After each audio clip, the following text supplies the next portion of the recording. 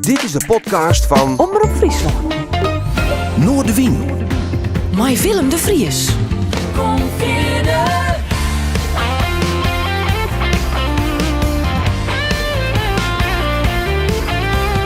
Alles wat er speelt. Omroep Friesland. I hit this place like so many times before. It always leaves me wanting more. I rest my case, there's nothing that glows on the floor but to explore. But then a certain motion occupies my mind. Adrenaline is running high, oh, because those hips on my sugar rush and a thighs that boy got rush. The way she was like a shining light. She said her name and now she's standing in my way. The way she walks like Superman's kryptonite. And I will always be loved. The way she was like a shining light. She said her name and now she's standing in my way.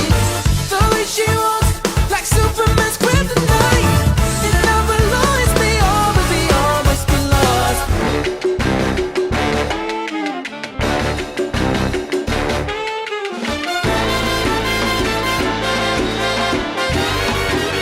Dit is Noordwien.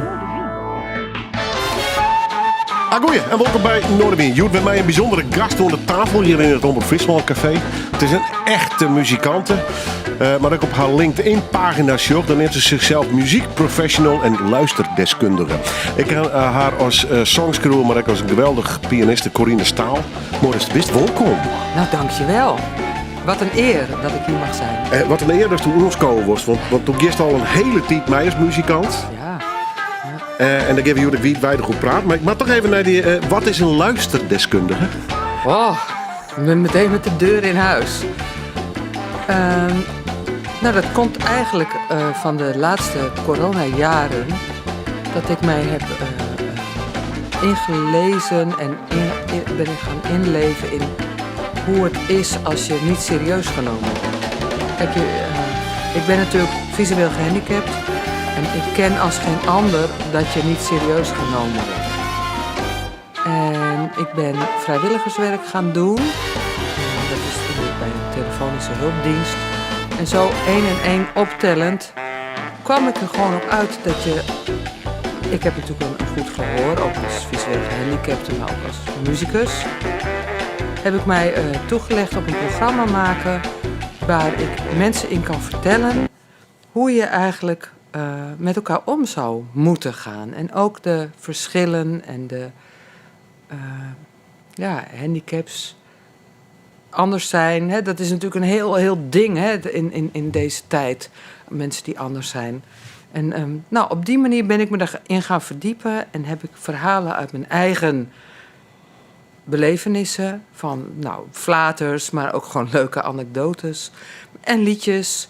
En daar ga ik mee de boer op. En ik ga bedrijven en groepen die dat graag willen vertellen en zingen en spelen en laten ervaren. Met ook gehoortraining. Dat je gewoon ook leert luisteren, wat gebeurt er nou eigenlijk om je heen als je je ogen dicht zou doen. En überhaupt, wat zijn jouw dagelijkse geluiden? Nou, dat is heel leuk om te doen. En mensen een beetje op een andere manier te laten bewust worden van wat je zo al kan beleven. Is het bot vroeger, hoe mensen luisteren anno 2023? Ik zag iedereen met dopjes in de eer en grote koptelefoons in hun eigen bubbel zitten. Is dat het een beetje? Nou, dat doe ik zelf helemaal niet. Want ik ben van de akoestische geluiden. Met al die technieken ben ik sowieso... zou ik dat allemaal op mijn oren doen, dan kan ik me helemaal niet meer concentreren. En ik neem aan dat voor anderen ook geldt, maar dat weet ik niet. Maar wat we natuurlijk nodig hebben in deze wereld is dat we natuurlijk een beetje oog en ook oor voor elkaar blijven houden. En dat je voelt en ervaart van wat zegt iemand nou eigenlijk? En wat kun je iemand geven? Wat heeft een ander nodig? Toen heeft er initiatieven in. Is dat uit Vanuit het positieve idee of wie het frustratie uiteindelijk? Van nou ga ik een verhaal, dat zal ik nou eens even vertellen, want er moet wat voor je. Nou, het is eigenlijk vanuit positiviteit. Want ik heb natuurlijk veel meegemaakt op dat vlak. Hè? Ik kan er heel veel negatieve dingen over vertellen. Maar ik vind de positieve dingen eigenlijk belangrijker. Want ik doe toch dingen die ik heel fijn vind om te doen. En ik ben niet iemand die je kunt vragen van... wil je even een stukje Schubert mij begeleiden met een liedje? Hier is de bladmuziek en het moet over 10 minuten gebeuren. Die skills heb ik gewoon niet en dat ga ik nooit kunnen. Maar ik kan wel andere dingen. En dat zoek ik eigenlijk gewoon steeds weer opnieuw op. En de weg, hoe ik daar naartoe ga... die verschilt gewoon heel erg van iemand anders. En dat is het mooie van een beetje ouder worden. Ik moet doen waar ik goed in ben. En ik moet niet doen wat een ander goed kan. Ja. Was het heel goed kisten spelen? Wanneer best daarachter kwam dat er een muzikaal talent indiceert? Oeh. Nou. Wij kregen pianoles omdat dat bij de opvoeding hoorde. En toen kwam er zo'n hele grote oude huurpiano... En die was van de firma Ganzenvoort. Toen nog, was allemaal heel deftig. En die gingen mijn ouders een jaar op zicht doen. Een jaar huren. En als het dan eventueel wat met de dochters zou worden... Mijn moeder ging ook mee op les. Nou, dan zouden wij... dan zouden we daarmee eventueel een nieuwe piano kopen. En dat ding stond er. En dan krijg je de witte en de zwarte toetsen. En wij hadden toen net op school een psalm geleerd. En ik raak zo'n toets aan en ik denk... als ik nou die doe, verrek. Dus ik kon eigenlijk al heel snel een melodietje spelen. En op pianoles mocht dat niet. Want dan moest je spelen... La, la, la, la, la, la, la. En dan met de linkerhand... La, la, la, la, la, la, la. Ik denk, ik kon eigenlijk al een... eerste regel van een psalm. En dat heeft mij altijd in 2 werelden gezet. De wereld van, ik moet het zo leren. En dan stiekem thuis van, ik doe lekker andere dingen. Ja. Dus toen had ik al wel gewoon de fascinatie van dat instrument. Ja. En dacht hij mij boatje koers dus? Ja. Dat het net een versteend iets is? Nee. En dan krijg je natuurlijk les uit zo'n boekje... En dan gauw bleek natuurlijk wel dat ik het snel oppikte. Maar ik deed het net altijd anders dan in dat boekje. En nu als juf denk ik wel eens van... hadden ze mij nou ook maar eens op de vingers getikt. Want bij alles was het natuurlijk... wat heeft ze een talent. En daarmee werden die fouten door de vingers gezien. Helaas, nu, voor mijn techniek. Maar ja, ik ben er wel... ver meegekomen in het improviseren en het zelf ontdekken van wat ik mooi vind. Dat brengt me voort bij een blog van die. 2 maart 2021. Ja. De Foute Noot. Waar klinkt tegenwoordig nog de foute noot? Veel mensen denken dat je een goed muzikus bent wanneer je een stuk foutloos speelt. Alle noten van blad op de juiste toetsen intypen is heel knap, maar levert niet de meeste boeiende uitvoering op. Een concertmuzikus speelt weinig foute noten. En als hij ze wel speelt, zorgt ervoor dat niemand ze opmerkt. Dit is een beetje het verlengde daarvan, hè? Ja, dat is natuurlijk de camouflagetechniek. Die je als muzikus wel degelijk moet beheersen. Want als jij gewoon in je bandje zegt... ik speel rechtdoor omdat ik dat heel goed kan... en een zanger of zangeres begint per ongeluk te laat of te vroeg... dan laat je hem toch niet zitten, hoop ik. Nee. Dus je moet wel... altijd in beweging zijn met de muziek. En dan moet je gewoon soms je eigen of andermans fout camoufleren. Ja. En ik denk dat dat heel goed is om te doen. Want niks is perfect. En dat hoeft ook helemaal niet. Maar het streven is wel mooi natuurlijk. Hè? Voor de oefening en voor je ontwikkeling. Ja, en ik vind foute noten spannend. Nou ja, dat boek nemen we nu. Toen zei ze aan de ene kant, hier vanwege mijn techniek... wat beter... wezen we gewoon op mijn fouten. Aan de andere kant had daar die creatieve vrijheid ook bij krijgen misschien. Ja. En dit zit er een beetje tussenin. Hè? Die foute noot, hoe erg is dat eigenlijk? Hè? Ik kreeg er een heel vrij gevoel bij deze blog, Ja. zeg maar. Ja, maar dat is zo is het ook. Van net verkrant, omdat er eens een keer een foute noot in zit. Klopt, en je kan maar beter gewoon eens een keer wat lef hebben en een risico nemen. Daar krijg je mooiere uitvoeringen van dan dat je echt helemaal gaat zitten op al die noten moeten goed. Ja, en dat is precies... Nou, het is leuk dat dat zo goed over is gekomen, want zo is het wel bedoeld. Ja, nou ja, Ja. daarom heb ik de tekst er even bij. En wel grappig hoe dat toch blijkbaar een rol in die muzikale levensspelen had. Weet je wel? Ja. Grappig, ja. Dat begon ik ook in jeugd. Wat ik lees ik nog dus toe, de komst van Snits. Ja. Tenminste, daar is het op squallen zitten. En Bogeman. ja. Hele muzikale squallen, eigenlijk, zo mag ik het zeggen. Dus is daarin een koor. Ja, het Bogeman Meisjeskoor in blauwe jurken met zo'n groen rondje er zo omheen. En allemaal tot op de knie of op de schoenen. En ja, wij repeteerden op vrijdagmiddag. En het was eerst ik niet. Maar toen hoorde ik dat ze naar Denemarken gingen in 79 was dat? 1979. En toen dacht ik, ik zou eigenlijk wel mee willen. En toen heb ik eigenlijk heel brutaal gevraagd of ik dan ook bij dat koor mocht. En toen werd ik mezzo-sopraan. Doe mij maar alt. Maar goed, ik denk, ik moet wel mee naar Denemarken. Dus dan doen we mezzo-sopraan. En dat werd gedirigeerd door Bob Pruiksma. Nou, echt fantastisch. En hij speelde piano en hij dirigeerde met zijn hoofd. En zo leuk. En toen zijn wij naar Denemarken geweest in een gastgezin en dan allemaal concerten. Nou, dat was pittig, maar toen dacht ik wel, dit is wel wat ik wil. En zeker omdat het Deense meisjeskoor een pianist had, Willy. En Willy had een grote geleidehond en Willy speelde als een malle. Werkelijk. En ik als 15-jarige, ik was flabbergasted van... Hoe doe je dat? En ik durfde die man nauwelijks aan te spreken. Totdat ik ook durfde zeggen, nou Willy, ik ben ook blind. En ik zag opeens mijn eigen toekomst daar. Zo eventjes voorgeschoteld hij met een geleidehond aan het piano spelen. Ik denk, als ik dat nou eens mag en kan leren. En dat was eigenlijk mijn eerste kriebels van... als het nou eens voor mij weggelegd zou kunnen zijn, ooit. En het gebeurde. En ik ga straks verder op praten. Want dat verhaal is prachtig. En de spelen is nog steeds hartstikke druk met de muziek. Ja. En daar ben ik als een programma alleen maar blij mee. Want zonder muziek dan moet ik wat oorziek. Daar heb ik helemaal geen zin in. Dus, nee. En je komt er nog eens achter naar je muziek. In die zin dat we soms muziek draaien. Weet ik nog niks. Dat het echt voor de eerste keer is. En de plaat hebben we maar Iepenem. Wie Dirty Loops and The Way She Walks. Lekker uptempo nummer. Oh. Het is wat dance, met jazz, soort crossover klinkt het wat. Ja. Maar een prachtige piano solo. Geweldig, hè? Wat spreekt die Sabaton in het noemen? De combinatie van die dingen of juist die piano solo?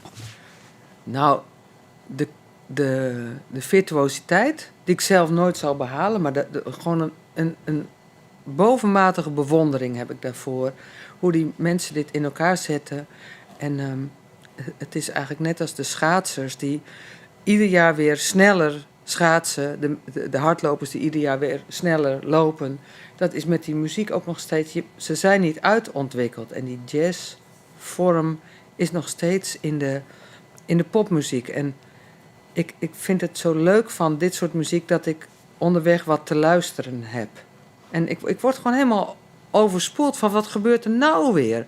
En de drums maken heel veel lawaai. De bas spelen, man. Nou, ik ben gewoon helemaal... nat. Het was gewoon enthousiast, heerlijk, ja. Ja, en mijn jongste zoon draaide dit op zijn slaapkamertje. En toen kwam ik even boven van we gaan zo eten. En op dat moment begon die pianosolo. Ik zei, wat draai jij nou? Dus zo kom ik aan deze muziek. Dus als ik een beetje energie nodig heb, kom maar door. De kist bij worden nog steeds blind worden van nieuwe dingen dus. Jongen. Is dat de eeuwige zoektocht of de eeuwige verbazing? Of... Nou, de eeuwige verbazing. Ik vind dat een mening is ervoor om te veranderen. En ja, ik vind het leuk om nieuwe dingen te horen, te ontdekken. Ben ik behoudend? Ja, nee. Ik vind het fijn om steeds weer nieuwe dingen toe te voegen. Ja. En dat geldt dus zeker voor de muziek. En dat geldt ook voor de volgende plaat. Want die komt van Stef Bos. En die vertelde ze mij dat is helemaal net zo vaak Stef Bos luisterst. Nee, nooit. Eigenlijk nooit. Maar, wat gebeurde er? Een paar weken terug was er dat leuke taalprogramma op Radio 1... die altijd Nederlandstalig draaien. Taalstaat Taalstaat, van Frits ja, Spits. Ja. En ik had het per ongeluk aangezet en dit liedje kwam langs... en ik liet eigenlijk alles uit mijn handen vallen. Want ik ben eigenlijk dus niet zo'n Stef Bos-fan... Maar je mening is er om te veranderen. Nou ja, daar had ze het erover. Ja. Ik denk, nou dan mag ik voor deze maar doen. Ja, en hij, hoe het lied begon... Ik kan het geen eens nog citeren, maar hij begon te zingen.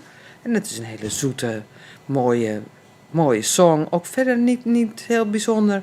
In D groot, heel bijpassend bij. Een hele verrassende boodschap. Het gaat niet om hoe je het doet, maar de weg er naartoe. En een van de mooiste zinnen die in het liedje is van... Als je de omweg neemt, dan zie je veel meer onderweg. En dat sprak me enorm aan. Dan denk ik, ja, die slaat op mij. Niet meer zien wat er niet is. En alles weg wat in de weg staat. Met een glimlach kijken naar wat was. En zien dat het allemaal voorbij gaat. En niet meer jagen op die spoken. Stef Bos, hier nog in het Nederlands. Je weet het, Aad de Boer is druk aan om Stef Bos in het Friesk te vertolken. Maar dit weer een nummer De Weg. En dat stier op het listje van mijn gast van jou, Corine Staal. Muzikanten in de breedste zin van het woord. Want ze is op alle mogelijke manieren met muziek doen. Daar ik al heel lang overigens. En ze hier wat een dubbele relatie met Stef Bos in muziek. Geen fan, maar een eerste record. Zo'n veske, de pakje blijkbaar. Ik benijd naar die beleving, wat dan Yes zou noemen. Bist u dan iemand die dat nog 10 keer speelt op YouTube, Sandai, of hast u niet een keer genoeg? Wat een leuke vraag. Ik heb het voor dit programma 1 keer op YouTube opgezocht. Dus ik hoor het nu voor de 3e keer. Ja. Ja, ik ben zo'n freak. Ik heb wel eens een favoriet nummer. En die ik dan op mijn Spotify-lijstje. Die speel ik dan 10 keer in een uur. Oh, ja. Maar met het grote gevaar dat er na een uur ik wel kleer mijn best natuurlijk. Maar Ja. Nou, ik vind het niet zo nodig. Zo'n liedje heb ik het dan... Het heeft me echt geraakt. Dat is natuurlijk ook wat er gebeurt bij een live concert. Als je voor een publiek speelt... dan probeer je mensen te raken. En dat is een hele prettige tijdverdrijf eigenlijk. Ik bedoel, muziek is eigenlijk gewoon... Je steelt een stukje tijd van iemand... waarin je als speler je luisteraar probeert te betoveren. Ja. Nou, en dat deed Stef Bos op dat moment bij mij. En ik vind het een mooie, vluchtig iets... maar wel om te onthouden, want hoe zeg je dat? De moraal van het lied is me bijgebleven. Ja. In de muziek hebben we het vaak over absoluut gehoor. Maar hoe zit het met die muzikale geheugen? Ik kiet nog even hoe dit noemen. Maar doe ik eens net van bladmuziek spelen. Dus hast u akkoorden en muziekpartijen in die hol op een gegeven moment? Hoe werkt dat bij jou? Nou, dat vraag ik mezelf ook wel eens af. Het werkt. Nou, Of wie is geen muzikant meer best? Nee, nou, dat verbaast anderen altijd. Maar ja, je kent dat ongetwijfeld in een bandje spelen. En dan doe je een couplet en een refrein. En dan doe je de bridge. En dan doe je nog 2 refreinen en dan moduleer je. Ik onthoud dat allemaal gewoon. Ik vind dat helemaal niet moeilijk om te onthouden. En waar anderen zeggen, oh, hoe was het ook maar weer? Dan zeg ik, ah joh, zo. Ja, dus ik heb heel veel in mijn hoofd. En vroeger toen wij veel nog achtergrondmuziek speelden... Ik had zo 4,5 uur kerstliedjes... en dan hoefde ik geen 1 lied dubbel te spelen. Zo. Ja, en ook gewoon optredens. Als ik dan vaker gevraagd werd op een plek... dan dacht ik, nou, dan speel ik nu... ik noem maar wat Autumn Leaves. En dan dacht ik, oh, die kan ik nou niet meer spelen... want die heb ik vorige keer al gedaan. Het totaal nutteloos geheugen is Ja, dat trouwens. nou ja, net helemaal. Maar Want niemand die je daarna vraagt natuurlijk... of zegt van, hé mevrouw, dat heeft u vorige keer al gespeeld. ja, nee, dat is weer. Maar een heel sterk geheugen dus. Ja. Was dat in alles of vooral muzikaal? Nou, vroeger met telefoonnummers. Jij kon die goed aan het horen. En met de 06-nummers en het opslaan van die nummers is dat dus wel een beetje minder geworden. Ja, ik onthoud wel veel. Data, verjaardagen. Maar ja, helaas, ik merk wel met het ouder worden en als je een drukke agenda hebt. Ik heb nu heel veel leerlingen, omdat ik nu sinds een paar jaar bij het CKS in Sneek werk. Merk ik echt van, nou moet ik wel agenda gaan voeren. Want weet je, vroeger was alles vroeger, hè? Nou, dat mij. Ja. Wij komen beide uit het jaren 60 decennium. Tenminste, daarin ben wij geboren. Dus bij mij is de staren zo'n beetje hoe vroeger beginnen. Nou, dan had je op maandagmiddag gymnastiek. En op donderdagmiddag had je pianoles. En dat was je week. En dan ging je naar school. En tegenwoordig zijn de scholen dan weer om 1:15. En dan hebben ze het volgende semester 4:30. Dus ik ben 2 keer per jaar andere roosters aan het maken. En niet dat dat erg is, maar voor het geheugen, zeg maar, de vanzelfsprekendheid dat je dingen onthoudt. Nou, dat is dus wel wat moeilijker geworden. Dat kan ik me voorstellen, ja. Ja. Ja, de wereld is wel in dat opzicht complexer worden. Hè? Ja, vind ik wel. Ja. Deed mij leuker of maakt het die er net volle uit? Nou, de kunst is om bij jezelf te blijven in deze wereld, vind ik. Met al die prikkels en filmpjes en muziekjes. En het verkeer is natuurlijk mega druk geworden. Maar gewoon om bij jezelf te blijven, goed uit te kijken. Wat is goed voor mij? Waar word ik blij van? En vooral, waar kan ik mijn omgeving blij mee maken? Begin hij muziek weer.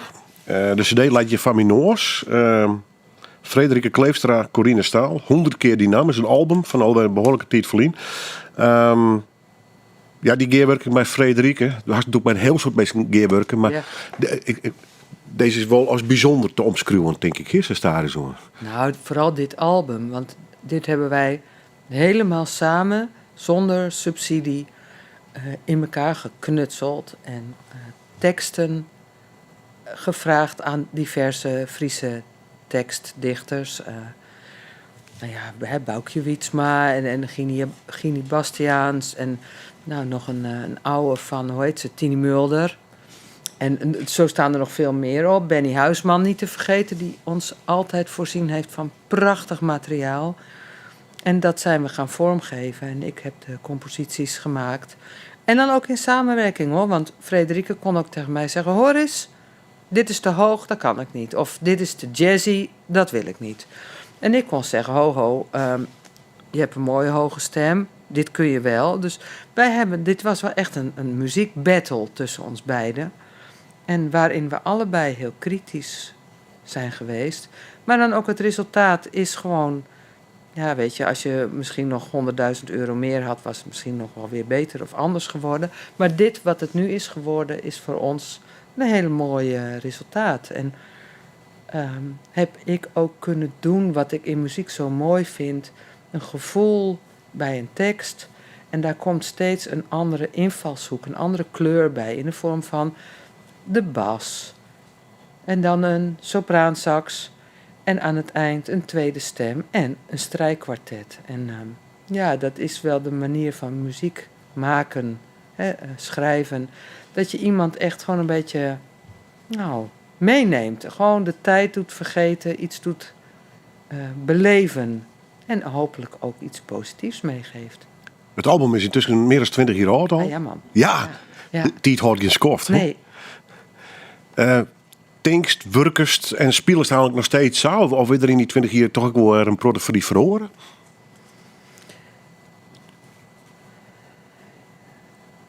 Nee, ik denk nog steeds zo. Maar natuurlijk neem ik ook dingen mee van deze tijd. En Frederike en ik hebben een tijd, zijn we gewoon gestopt, omdat het ook heel intensief was. Zijn we allebei ook gaan onderzoeken, wat wil ik, wat wil zij. Ik ben zelf meer de presentatiekant opgegaan en ook de dingen zelf doen, voor groepen staan. Kijken van kan ik mijn muzikaliteit overbrengen op andere mensen, want dat is wel leuk. Ik werd op een gegeven moment gevraagd voor een koor. En ik dacht zoiets van, koor, Ik ben helemaal geen dirigent en laat mij nou maar. En toen heeft iemand gewoon echt voet bij stuk gehouden, maar wij moeten jou hebben. En toen heb ik toch toegezegd, en het was het koor Topsecreet. En leuke groep meiden, stelletje... Secreten nog net. Secreto, nou en of. En dan houden een keren eraan. Maar wat wel heel leuk was, zij apart, ik apart. En ik heb ze aangeleerd te musiceren zonder bladmuziek. Zij konden trouwens ook helemaal geen noten lezen, dus dat was een heerlijke match. Ik kan dan wel noten lezen, maar ik kan het niet meer letterlijk zien. Zij konden gewoon mee in mijn manier van aanleren. En we hebben dus een hele mooie show in elkaar gezet met mooie geluidseffecten. En dat is voor mij echt, die kant heb ik echt een hele tijd opgezocht. Ik ben veel meer in het koorwerk gedoken, in de samenklanken en zo. En dat is anders dan een liedje begeleiden met een zangeres. En dat is ook een ander publiek wat je dan hebt. Maar daar ligt mijn hart nog steeds, hoor. En Frederike en ik, wij spelen nog steeds samen. En afgelopen kerst hebben we weer een mooie show gedraaid met nog 3 anderen. En wij voelen allebei weer van wauw, zullen we toch nog eens. Dus ik sluit niet uit dat wij weer eens wat oppakken. Hier op mijn vankesbed viel ik mij waar het ben. Maar de vertrouwde loeden onder van us met. Het oude schrift dat mij waarom bracht, hoe het weer. De thezen die ik hier en hoe het waar geleest hier. Maar ik wil feesten vielde in het veilig nest. Ik wil oer de grezen. Wat ik sissen woer, Frederike Kleefstra en Corine Staal. Van het album 100 keer die namen.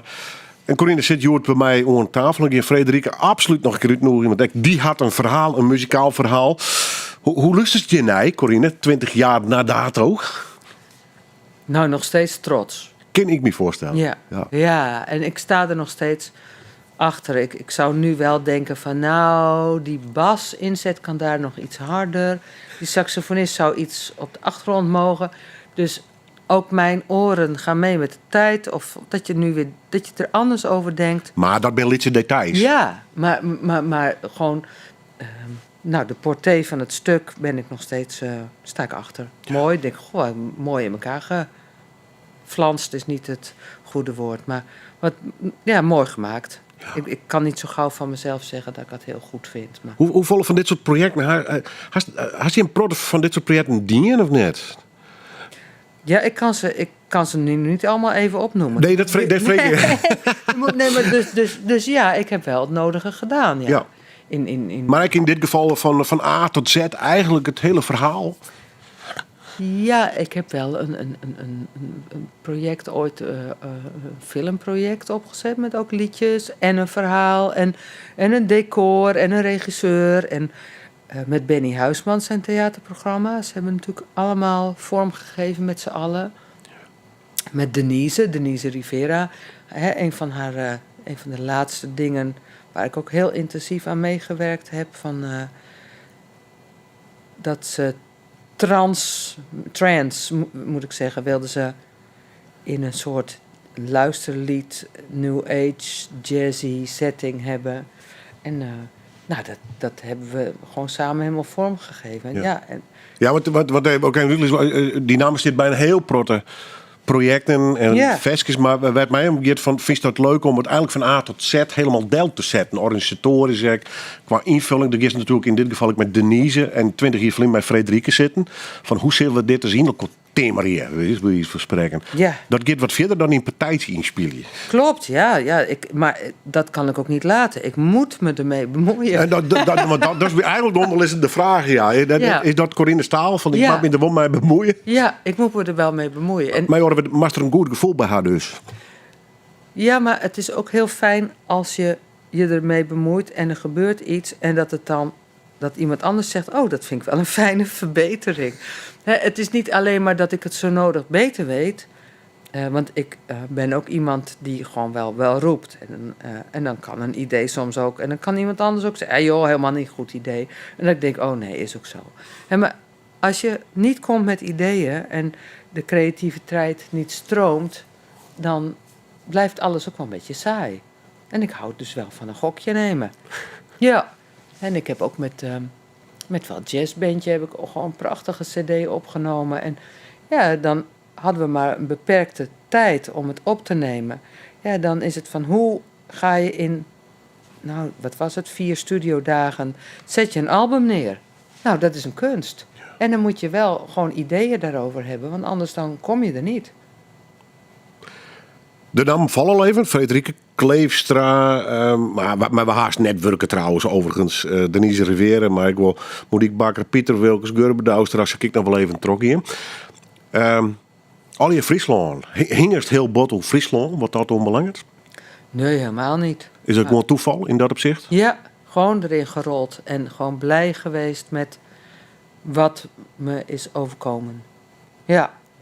En natuurlijk ook leuk om in de Randstad te werken. Maar ja, ik ben een slechte marketing type. Ik vind al gauw een stukje over mezelf schrijven. En denk nou, poe.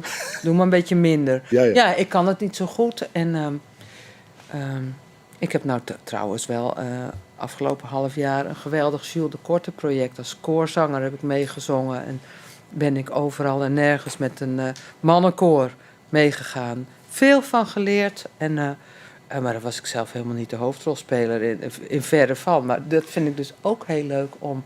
En dat was echt in Bokstel. Weet je, een haalmand. Helemaal niks en niet in Friesland. Hoe komt het te lonen? Ja, ik zag het staan. Projectzangers gezocht.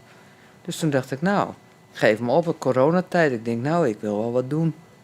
En toen ben ik het blijven doen. En een leuke dirigente stond ervoor. Dus weet je, dan heb ik mooi weer de kunst kunnen afkijken. Ja. Dat jouwt die energie. Ik zei iets nice, zeg maar. Een nijproject, nije mensen, een nije omjouwing. Ja, eens in de zoveel tijd moet ik toch wel weer een dosis nieuwe mensen. Ja. Maar vind je die zelf dan weer op nije uit? Of is het gewoon de sfeer die prikkelt? Nou, je kan jezelf ook weer opnieuw neerzetten. En het inspireert. Er worden weer bronnen in mijzelf aangeboord om daar weer op voor te borduren. Is dat nodig? Ja, ik denk van wel, ja. Ja, die zit ik net natuurlijk. Ik bedoel, Tine vertelt ik wat hoe het horen natuurlijk. Maar... Nou, weet je, ik doe weinig als ik geen stok achter de deur heb. Dus ik moet van mezelf wel op zoek naar nieuwe projecten, naar nieuwe mensen, naar nieuwe opdrachten. En nou weet je, daar kan ik dan ook weer heel blij van worden. En ik heb nou net heet van de naald een opdracht voor een koorarrangement. En dat is voor een project in april van een koor van Louisa Saitova met Gerrit Breedler. En ze wilden een eenvoudig mooi lied voor een dameskoor, maar wat dan ook klinkt als ze het zingen. En ik heb daar nu 10 jaar ervaring in. En ik weet zo langzamerhand dat hele goedkope arrangementen van bepaalde websites, die kost niks, maar je hebt ook niks, vind ik dan. Plastic. Ja, nee, maar het is gewoon niet zingbaar. Ik bedoel, dan moet je mensen boven de 50 een hoge F laten zingen. Nou, dat moet je gewoon niet willen. En je kunt beter iets moois maken waarvan je weet, als ik dat doe, dan zingen ze als een klokje en dan genieten ze ook. En dan van die muziek, hè, van de harmonieën, maar dan groeien ze er ook van. Want als je altijd boven je macht werkt, dan leer je er niks van. Dan leer je alleen maar van, nou, dat kan ik niet hoor. En ik vind dat dus een kick om met een koor dat te doen. En ook met mijn koorworkshop, waar ik gewoon langs mensen ga en het laat beleven van, weet je, het is gewoon, het kan heel simpel zijn. En mensen kunnen veel meer dan je denkt. Ik bedoel, mensen zingen allemaal liedjes na. Van de radio, zeggen we dan. Hè? Liedjes van de radio. En dan doen ze dat al hele moeilijke dingen. Nou, en dan moet je een koorarrangement doen en er staan er nog moeilijkere dingen en dat lukt niet. Nou, ik denk, dat ga ik bij elkaar maken. En dat ga ik tot zingbare arrangementen. Ik hoef er niet rijk van te worden. En ik vind het gewoon leuk om dat te doen. En ik heb bijvoorbeeld van Danny Vera de Rollercoaster. Nou, iedereen vindt het een prachtig nummer. Is ook een mooi nummer. En ik heb er 3-stemmig iets zingbaars van gemaakt. En ik weet nu, Jannie Brandsma heeft dat met haar koor gebruikt. En ik geef het ook gewoon aan collega-dirigenten van gebruik het nou maar. Want je moet mensen moeten een positief gevoel doen van we staan dit nu met z'n allen te doen. En dan gaan ze zingend en blij naar huis. En dat vind ik wel fijn dat ik dat mensen mee kan geven. En de kern van muziek, hè? Dat iets mee je doet. Die mensen krijg je ook weer terug aan je concertzaal. Hè? Dat is natuurlijk de culturele opvoeding die eigenlijk op de basisschool zou moeten beginnen. Die wel hier in Nederland een beetje zoek is. Maar als je natuurlijk mensen weer op les krijgt, op een koor krijgt en ze leert hoe fijn het is om dat te ervaren, komen ze ook terug in de concertzaal om het te beleven. Mooi moment om een koor te draaien. Muziek. Waltzing Matilda. Ik ken het van een brommende Tom Waits. Ja. Die is ook mooi En trouwens. die is echt heel mooi, kan ik je vertellen. Maar in dit geval is het een heel zuiver klinkende... Nou, vertel maar even, waar ben dit? Nou, dit is het ensemble. Het is eigenlijk een klassiek ensemble. Ammerkort komt uit Duitsland. Dat kun je ook wel horen als ze zingen. Dan zingen ze Mathilde. Zo met zo'n Deutsche L. Met zo'n Duitse uitspraak, ja. Ja, dat is wel heel mooi. En die jongens die zingen fantastisch. En die hebben een album opgenomen, ook met Zweedse... nou, dat heet Tales en... Nou, ik weet de naam zo 1, 2, 3 niet. Maar allemaal talen staan erop. Prachtige songs. Volks en Tales Ja, zit het, ja. zo heet hij. Nou, en dit kwam ik op de Deutsche Autobahn tegen toen wij van vakantie terugkwamen. En toen heb ik dit gelijk opgezocht en ik wauw. Want die harmonieën, dat close harmony, dat jazzy, hoe deze stemmen bij elkaar klinken. Nou, in zo'n koor zou ik wel ook willen zingen. En ik zou het wel willen kunnen schrijven. Dus dat is misschien de volgende uitdaging. Once a jolly swagman can't buy a billabong under the shade of a coolibah tree. Waltzing Matilda, verneemd noemer. We hier alleen constateren dat we die van een brommende Tom Waits kennen. Maar in dit geval bij een prachtig koor uit Duitsland. Volks en Tales. Het stier op het listje van mijn gast van Joert, Corine Staal.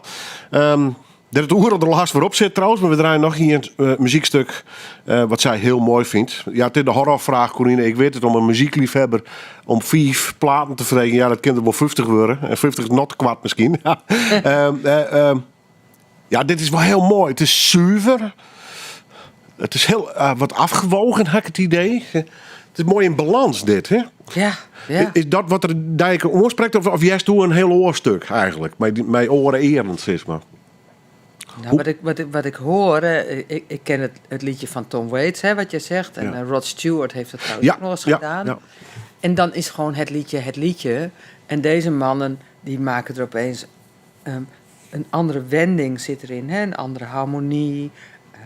Dan zingt er weer één solo. En dan maken ze opeens een begeleidingje met een doem met stem. Dus er is heel veel variatie in, wat je gewoon niet verwacht. En ik ken het liedje, maar dit had ik niet verwacht toen ik het voor het eerst hoorde. En dan word je echt van, wow, kan dat zo? Ja. En ik vind dat tover is dat. Je bent al heel lang professional. Is die in verhoring met die muziek verhoord door die jaren heen? Want ik zie die nog steeds wel bleed worden van muziek. Verbazing, de juist nieuwe ding van die band. Het komt oer of is het nog heel fris en vers? Maar hoe beleeft dat zelf? Die bom met muziek. Ik vind de moderne popmuziek niet aangenaam. Er kan eens iets tussen zitten. Ik vind het plat gedraaid of gecompressed. Alles is gemelodined, dat je het niet meer vals zingt. Het is allemaal dezelfde dreun. Ik hou er eigenlijk niet zo heel erg van. En dus de popmuziek, de puurheid kwijtrekken, vind je? Misschien hou ik wel niet van popmuziek. Ik hou van de Beatles en van de Stones. Er zijn natuurlijk, dan moet ik heel diep graven. Er zijn natuurlijk wel popbands waar ik wel van houd. Hè, maar een bepaalde, dat hele dreunige, disco-achtige of dance-achtige... Dat vind ik gewoon wat veel op de radio gedraaid wordt op het moment. Dat is niet mijn soort muziek. Dus gelukkig is er radio klassiek. En er is natuurlijk Spotify. Ik luister niet heel veel muziek hoor. Want Zit er altijd muziek in hollen, zonder dat het spelen mast? ja. Tekst op protten in melodieën en dat soort dingen? Ja, tijdens stofzuigen, heerlijk. Ja. Ja. En ik vind... weet je, iedereen mag houden van wat hij leuk vindt. Ik heb daar helemaal geen oordeel over. Alleen, ik vind het saai. Ik vind het niet zo leuk. En dat is wel eens moeilijk met mijn leerlingen in Sneek. En die willen dan een lied. Ja, en dan hoor ik dat. En dan dreunt het alleen maar. En denk ik, hoe wil je dit nou op de piano spelen? En ben je dan alleen maar tevreden met... een klein stukje melodie. Is je dat dan genoeg? Hè, voor mij zou dat armoede zijn. En daarin moet ik wel schakelen. Van dat wil de leerling. En ik hoop door hem of haar dat wel aan te bieden. Dat ze uiteindelijk hun blik gaan verruimen. Hun kennis. Vooral weet je, dat je gevoel geraakt wordt door de muziek. Dat je er blij van wordt. Of dat je je verdriet ermee dempt. Stelpt je tranen. Zoiets, hè. En dat het iets met je doet. En nou, desnoods dan maar met een heel dom melodietje... waarvan ik denk, nou gaan we weer. Maar ik doe het wel, ja. Hè? Bist dan een strenge juf of of de aardige tante... die hun toch op oren gedachten proberen te brengen? Nou, ik geloof dat streng niet meer zo bij deze tijd Nee, maar hoort. krijgen ze toch een licht preekje of net? Nou, in mijn hoofd ben ik wel eens wat strenger, geloof ik, dan in werkelijkheid is. Oké, ja. Maar ik vind wel dat mensen, wel jonge mensen ook... Je moet meer oefenen. Ja. Want het is zo fijn dat je op een gegeven moment een techniekje onder de knie krijgt. Want dan kan je weer verder. Ja. Hè, en dat is gewoon, ja, mensen hebben het druk hoor. En veel te doen. Maar er zijn er ook die het wel doen. Hè. Dat was natuurlijk vroeger niet anders. Vroeger waren er ook mensen die moesten het van thuis. En die probeerden dat een paar jaar. En dan hebben ze er kennis van genomen. En dat is ook prima. Maar ik ben in die zin wel een echte juf. Ik probeer wel ergens te peuteren van... kan ik meer liefde voor de muziek bij jou losmaken? Hè, door te improviseren. En ik ben natuurlijk niet zo'n binnen de lijntjes denker. Dus als jij dit wil op pianoles, nou dan doen we dit. Ja. Hè? Dus ik probeer wel via die weg te gaan. Toch hier, vrouw, er hast een visuele beheining. Ja, Maar dan wordt het net met uw haar. mooi. Nee, want dat is wel duidelijk. En dan hast hij een hele leven hast hij er al maar managed. En dat is die slager, want je bent muzikant. We hebben me op best wel eens heel benauwd geweest om die gehoor kwijt te rijden. Nou, dat is de vraag van wat wil je liever, doof of blind? Nee, Hè? dat bedoel ik. Nee, want er is een bedrijf net te vroor in. Maar, Nee. maar hij is wel zo beter. Oh jee, maar je bent muzikant, de hoors van muziek. Nou, ik ben bang dat... Best wel eens benauwd geweest. Oh, ik ben net doof, hè? Nee, dat niet. Maar ik moet diepe vingers in de snijmachine krijgen. Oké, ja. Nee, maar ieder leven heeft zo zijn risico. Kijk, weet je, ik verplaats mij met mijn blinde geleidehond. En het verkeer is druk. En waar ik me dus wel druk om maak is... steeds meer mensen stoppen niet voor een zebra. Kijk, en als je het niet ziet, ben je daarvan afhankelijk. En daar kan ik soms wel echt... Nou, dat kan me emotioneel raken. Daar kan ik nou wel om janken.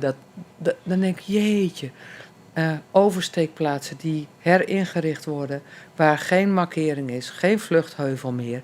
dan denk ik, daar sta ik met mijn blinde stok. En dan ben ik overgeleverd echt aan anderen. Veel zie kwetsbaar dus. Och. En dan denk ik ben echt... als andere mensen dat niet zien of willen of kunnen... of dat de regels veranderd zijn... dan ben ik nergens. En daar ben ik wel bang voor. Oké. Ja, dat vind ik heel erg. Ja. Veel die meiden hier net kwetsbaarder worden? Of? Ja, tuurlijk.